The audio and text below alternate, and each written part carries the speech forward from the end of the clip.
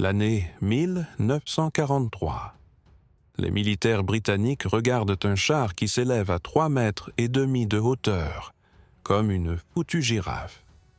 À l'intérieur, 2 hommes sont allongés face contre terre et essaient de ne pas vomir leurs tripes.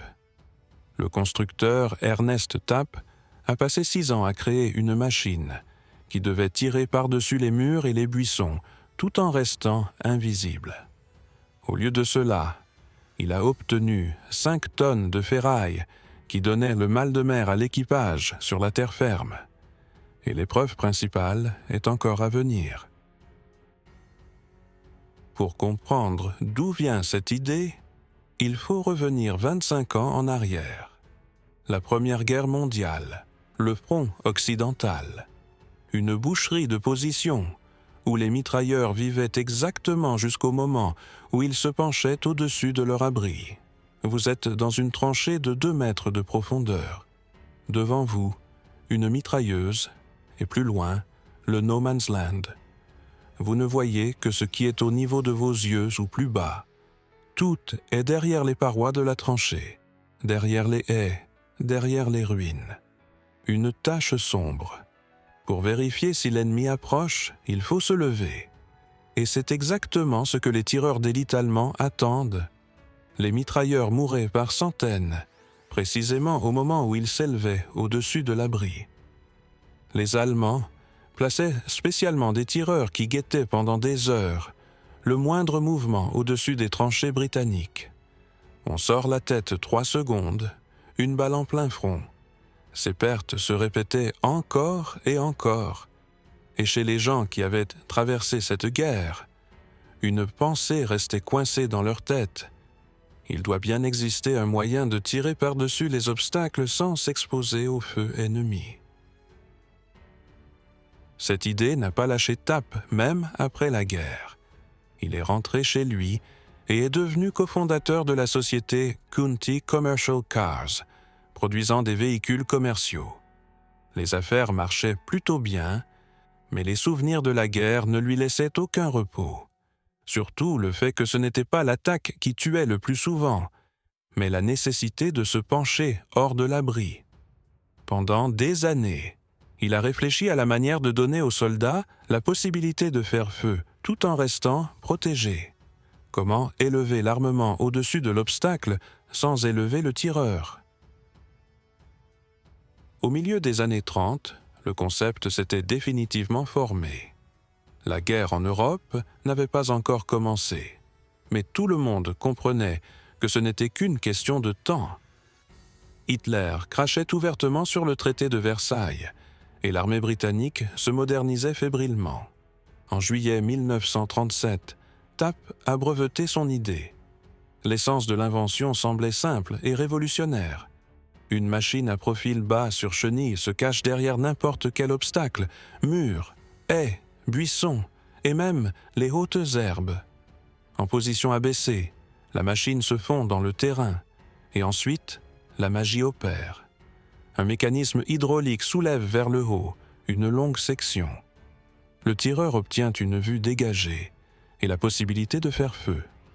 L'ennemi ne voit qu'une cible minuscule de la taille d'une tête humaine, tandis que le reste de la machine reste bas et caché. Une fois la mission accomplie, la section s'abaisse et la machine repart discrètement. Sur le papier, cela semblait génial.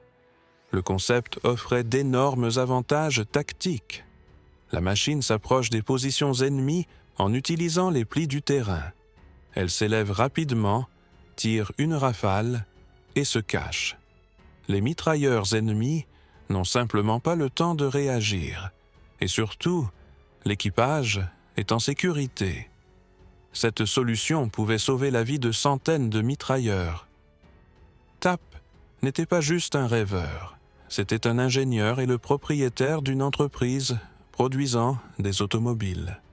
Il avait une compréhension de la mécanique, un accès à la production et son propre argent. Le gouvernement, en temps de paix, n'aurait probablement pas financé un tel développement expérimental. Cela signifiait qu'il fallait agir de manière indépendante. Le développement de la conception détaillée a commencé. Quelle hydraulique utiliser? Comment assurer la stabilité lorsque le compartiment est levé? Où placer l'équipage? Chaque élément nécessitait une étude approfondie, et à chaque calcul, il devenait clair que la machine serait très étrange. Vers la fin des années 30, l'Allemagne s'est emparée de l'Autriche, puis de la Tchécoslovaquie. La guerre était dans l'air. L'armée britannique se préparait d'urgence au conflit. Une fenêtre d'opportunité s'est ouverte pour une arme révolutionnaire. Si TAP crée un prototype fonctionnel, il a une chance d'obtenir une commande militaire, une chance de réaliser son rêve vieux de 20 ans, une chance de sauver la vie des mitrailleurs. La décision est prise. TAP investit ses propres fonds dans la construction du premier modèle. Le risque est énorme. Si les militaires refusent, l'argent est jeté par les fenêtres. Mais il croyait en son idée et s'est mis au travail sur la machine qui entrera dans l'histoire comme l'un des chars les plus étranges de la Seconde Guerre mondiale. La base du premier prototype fut un châssis à chenilles expérimentales séparées, une plateforme légère avec des chenilles fines et 4 galets de roulement. Simple, compact, vérifiable en mouvement. Pas de superflu, seulement le strict minimum. La tâche du premier modèle était de prouver la faisabilité technique de l'idée. Sur le châssis, on installa l'élément principal, le mécanisme de levage hydraulique. La technologie était compréhensible, mais une question demeurait. Le système supportera-t-il le poids de la structure et de l'armement, tout en conservant sa stabilité? Les calculs montraient que cela devait tenir. Ils ont conçu le cadre, installé les vérins. Il restait à résoudre le problème le plus difficile. Où placer l'humain? La logique était implacable. La machine devait être aussi basse que possible en position abaissée pour se cacher derrière n'importe quel abri. Si l'on asseyait l'opérateur, la silhouette deviendrait trop haute. La seule option était la position allongée. TAP a décidé d'aller jusqu'au bout. L'opérateur doit être allongé face contre terre, directement dans la section qui se soulève. Un homme sur le ventre, dans une boîte métallique, qui s'envole à plusieurs mètres de hauteur avec le bloc d'armement. Essayez dès maintenant de vous allonger sur le ventre et de relever la tête pour regarder devant vous. 1 minute, le cou s'engourdit. 5 minutes, c'est réellement douloureux. Et maintenant, ajoutez le pilotage d'un engin à chenilles, l'observation du champ de bataille et le tir. Un cauchemar ergonomique, intégré dans la base même du projet. Pour l'observation, ils ont installé un instrument périscopique.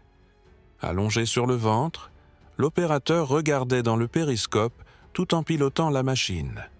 Les leviers et les pédales étaient situés sous son corps. L'arme était montée dans une petite calotte cylindrique au sommet. C'était bien un bloc d'armement, et non une tourelle habitée à part entière. Tout cela semblait raisonnable sur les plans. Comprenant le problème du tir depuis une plateforme oscillante, TAP essayait de résoudre la question de la stabilité du feu de manière constructive, afin que la visée ne se transforme pas en roulette russe à cause des vibrations et des à-coups. Sur le papier, cela semblait bien pensé. Sur le terrain d'essai, il s'est avéré que ce n'est pas le papier qui commande. L'assemblage a pris plusieurs mois. Conti Commercial Cars a utilisé ses capacités pour fabriquer les composants selon les plans de TAP. Châssis, vérins hydrauliques, mécanisme de levage, casque d'armement. Le prototype était prêt pour les essais. Lorsque la machine a été sortie sur le terrain et que l'hydraulique a été activée pour la première fois, tout le monde a compris que le nom avait été parfaitement choisi. En position abaissée, le prototype avait l'air trapu et insignifiant. Mais dès que le levage a commencé, La transformation s'est opérée. La section s'étirait lentement vers le haut. Le bloc d'armement s'élevait au-dessus du châssis. La machine se transformait en insecte mécanique. Le char en position levée ressemblait exactement à une mante religieuse. Un corps de fer sur chenille, figé avec son casque d'armement levé. La ressemblance était si évidente qu'aucune autre variante de nom n'a même été discutée. La machine est devenue la mante religieuse. Les premiers tests ont commencé. TAP s'allongeait lui-même dans le prototype et vérifiait tous les systèmes. L'hydraulique fonctionnait en douceur, sans à-coups. Le châssis supportait la charge.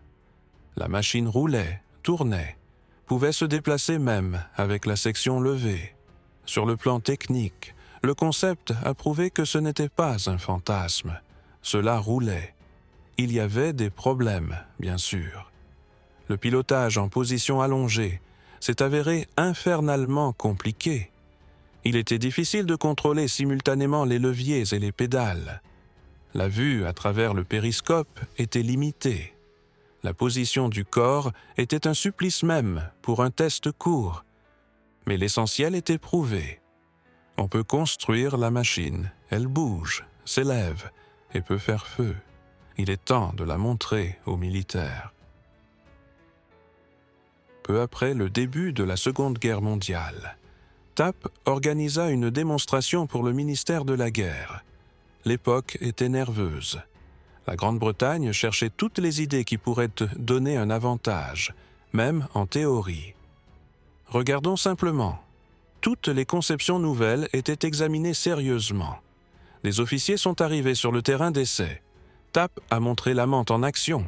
La machine s'approchait d'un obstacle, levait doucement la section à la hauteur maximale, simulait le tir, s'abaissait et partait derrière l'abri. Le concept a été compris immédiatement. Restait la question de la praticité. Les officiers posaient des questions techniques, étudiaient la construction, exigeaient des démonstrations répétées sous différents angles. TAP expliquait les avantages tactiques. Une silhouette minimale en bas, la possibilité de tirer d'en haut sans exposer le corps, une cible visible plus petite pour la riposte. Les militaires écoutaient, prenaient des notes, hochèrent la tête, puis ils ont demandé à tester eux-mêmes le pilotage. Et c'est là que la catastrophe est arrivée.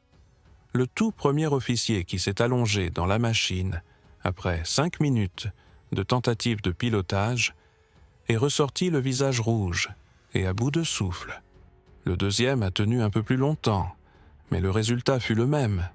Le troisième n'a même pas réussi à saisir correctement les commandes en étant allongé.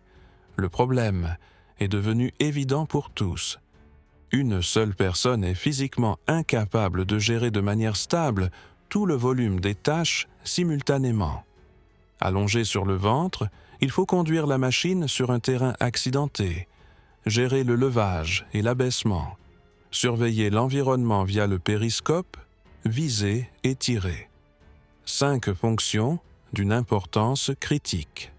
Parallèlement, dans une position qui est en soi déjà une punition. La physiologie achevait les restes de capacité de travail. En position face vers le bas, le sang afflue à la tête. La pression augmente, les vertiges commencent. Le cou est constamment tendu par la nécessité de garder la tête relevée pour voir dans le périscope. Les bras se fatiguent vite à cause de l'angle de travail non naturel avec les organes de commande. Les secousses de la machine en mouvement amplifient tout ce cauchemar. Les testeurs s'extrayaient avec des membres engourdis et des plaintes de nausées. Les militaires ont mené une série de tests avec différentes personnes, des novices aux mécaniciens expérimentés. Le résultat ne changeait pas. Après 10 ou 15 minutes, l'homme perdait la capacité de piloter efficacement la machine. Dans un combat réel, cela signifiait une inaptitude totale. Le verdict du ministère de la Guerre fut dur et sans équivoque. La configuration monoplace est inacceptable. Une seule personne ne peut pas piloter normalement la Mante. Projet rejeté. Mais TAP n'abandonnait pas. Les représentants du ministère de la Guerre ont proposé un compromis. Construisez une version biplace. Une personne conduit la machine, la seconde fait feu. Répartissez les responsabilités entre 2 membres d'équipage. Si TAP parvient à réaliser cela, le projet recevra du soutien. Pour l'inventeur, c'était une chance de sauver ses idées. Oui, le premier prototype avait échoué. Oui, il a fallu admettre l'erreur dans l'évaluation des capacités humaines, mais le concept restait vivant. Les militaires n'ont pas simplement balayé du revers de la main cette machine étrange. Ils y ont vu un noyau rationnel et étaient prêts à donner une seconde chance. TAP a accepté immédiatement. Il comprenait que c'était la dernière opportunité de réaliser son rêve vieux de 20 ans. Il fallait créer un prototype complètement nouveau, plus grand, avec de la place pour 2 personnes, avec une répartition des fonctions réfléchie. Et pour cela, une autre base était nécessaire. Le premier prototype sur châssis Carden-Loyd était trop petit et primitif pour loger 2 membres d'équipage, avec tout l'équipement nécessaire. Il fallait une plateforme éprouvée avec un moteur fiable, un train de roulement rodé et suffisamment d'espace pour les modifications. Et une telle plateforme existait. Le Universal Carrier, transporteur universel, était une légende de l'armée britannique. Depuis l'année 1934, cette machine était produite en Grande-Bretagne, au Canada, en Australie. Plus de 110 000 unités. Le véhicule blindé le plus produit de l'histoire. Simple, fiable, universel. D'où son nom. Une base idéale pour une expérience folle. Le Universal Carrier était utilisé partout. Transport de troupes, porteur de mitrailleuses, tracteur d'artillerie, plateforme de reconnaissance, évacuateur de blessés. De l'Afrique du Nord à l'océan Pacifique, des neiges de Russie aux jungles de Birmanie. La machine avait prouvé sa fiabilité dans toutes les conditions. TAP l'a choisi comme base pour la seconde Mante.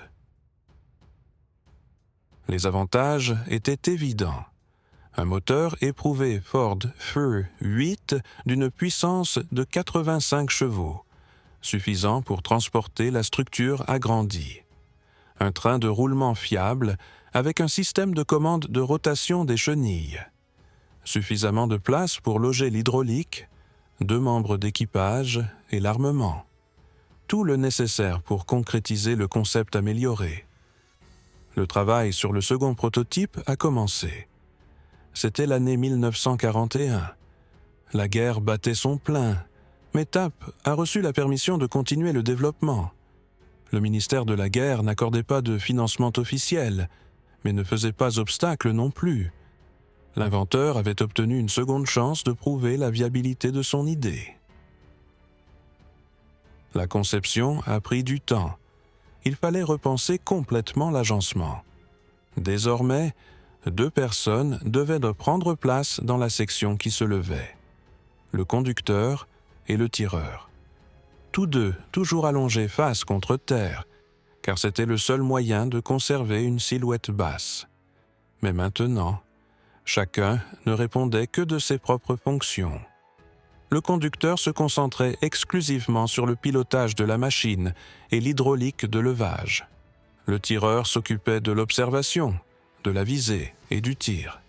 La répartition des tâches devait résoudre le problème principal du premier prototype. Du moins, c'est ce qui était prévu. La construction s'avérait complexe. Une coque inférieure avec moteur et train de roulement issue du Universal Carrier. Dessus, une longue boîte métallique, appelée chambre de commande, où 2 membres d'équipage étaient installés allongés. Au-dessus de la chambre, une section appelée la tête, qui pouvait tourner indépendamment pour une visée précise, et tout en haut, un casque avec 2 mitrailleuses Bren. L'armement choisi était standard pour l'armée britannique. 2 mitrailleuses Bren de calibre 7,7 mm. Une arme fiable, éprouvée, utilisée partout. Alimentation par chargeur, cadence suffisante, bonne précision. Pour le rôle de point de feu mobile, c'était tout à fait approprié. Le système hydraulique permettait de lever toute la structure, la chambre de commande, la tête et le casque, jusqu'à un angle de 55 degrés. La hauteur maximale de levage était de 3 mètres et 48 cm, soit 11 pieds et demi, suffisant pour tirer par-dessus la plupart des murs, haies et ruines. En position abaissée, la machine était plus basse qu'une taille humaine. L'assemblage du second prototype s'était tiré sur 2 ans. La guerre exigeait toutes les ressources. Les capacités de production travaillaient pour les commandes militaires. Les matériaux étaient en déficit. Mais vers l'année 1943, la machine était prête. La seconde mante, pesant 5 tonnes, attendait son heure. TAP regardait le résultat de plusieurs années de travail. La machine s'était révélée encore plus étrange que le premier prototype. Une longue boîte métallique sur chenille qui pouvait s'étirer vers le haut comme le cou d'une girafe. La ressemblance avec un insecte était devenue encore plus flagrante. Il restait à vérifier si l'agencement biplace avait résolu le problème fatal de la première version. L'année 1943. Un terrain d'essai en Grande-Bretagne. La seconde mante est prête pour les essais. TAP espérait que l'agencement biplace avait résolu le problème fatal du premier prototype. Les essais ont montré le contraire. Les premiers tests ont commencé de manière encourageante. La machine roulait, l'hydraulique fonctionnait en douceur. Le mécanisme de levage montait la chambre de commande à 3,5 mètres sans problème. Le conducteur gérait le mouvement. Le tireur faisait feu. La répartition des tâches semblait fonctionner, mais ce n'était que le début. Les testeurs militaires ont mené une série de courts essais sur un terrain plat. La machine s'approchait de l'obstacle, montait, simulait le tir, descendait. Le concept fonctionnait techniquement. Une petite cible au-dessus de l'abri. L'équipage protégé en bas. Puis, les essais en terrain accidenté ont commencé. Lorsque la machine se déplaçait sur un sol inégal avec le compartiment levé, la chambre de commande commençait à osciller d'un côté à l'autre. Le système hydraulique n'avait pas été conçu pour compenser les charges latérales dues aux secousses. La longue boîte métallique à 3 mètres de hauteur se balançait comme un pendule, et à la base, 2 hommes étaient allongés et se faisaient secouer comme des pruniers. TAP a essayé de trouver une solution, renforcer l'hydraulique pour la stabilisation, changer le point de fixation, ajouter des amortisseurs. Les militaires ont donné du temps pour les modifications, mais on ne trompe pas la physique. Un long levier en mouvement sur des irrégularités va osciller. Les essais ont continué pendant des mois. Différents itinéraires, vitesses, équipages. Ils ont essayé de se déplacer uniquement en position abaissée, en ne levant la chambre qu'aux arrêts. Mais quel était alors le sens ? Le char était créé pour tirer en mouvement depuis des abris, et non pour s'arrêter avant chaque tir. Outre le mal de mer, d'autres problèmes ont surgi. Le pilotage restait compliqué. La vue à travers les périscopes était mauvaise. Le blindage symbolique. Le métal fin protégeait des balles, mais pas des éclats. La vulnérabilité de la machine au combat était évidente. Les militaires ont mené une analyse tactique. Même sans le balancement, la valeur au combat était douteuse. La machine nécessitait de s'approcher tout près de l'obstacle, de s'arrêter, de lever la chambre, de viser, de tirer. Pendant ce temps, un char ordinaire aurait déjà franchi l'obstacle et détruit la cible l'année 1944. Les Alliés se préparent au débarquement en Normandie et l'armée britannique prend une décision. Le projet Mante est officiellement clos. Trop de compromis, trop peu d'avantages. Pour TAP, c'était la fin d'un rêve. 7 ans depuis le brevet, 2 prototypes, d'innombrables heures de travail. L'idée issue des tranchées de la Première Guerre mondiale ne s'est jamais matérialisée en une arme fonctionnelle. Le premier prototype est parti à la ferraille. Le second a été transféré au musée des blindés de Bovington, où il est toujours considéré comme l'une des pièces les plus étranges de la collection. L'ironie est que l'idée de TAP était juste. Le concept d'armement s'élevant a plus tard été appliqué avec succès par d'autres machines, comme le FV-1620 Humber Hornet, avec des missiles anti-chars, mais sans équipage dans la partie qui s'élève. TAP avait raison sur le problème et la solution, mais sa réalisation, mettre des gens face contre terre dans une boîte oscillante à 3 mètres de hauteur, s'est avéré être une catastrophe. Si vous avez aimé cette histoire, mettez un like. Écrivez dans les commentaires sur quelle autre technique inutile vous voulez entendre parler. Et abonnez-vous pour ne pas manquer les nouvelles vidéos.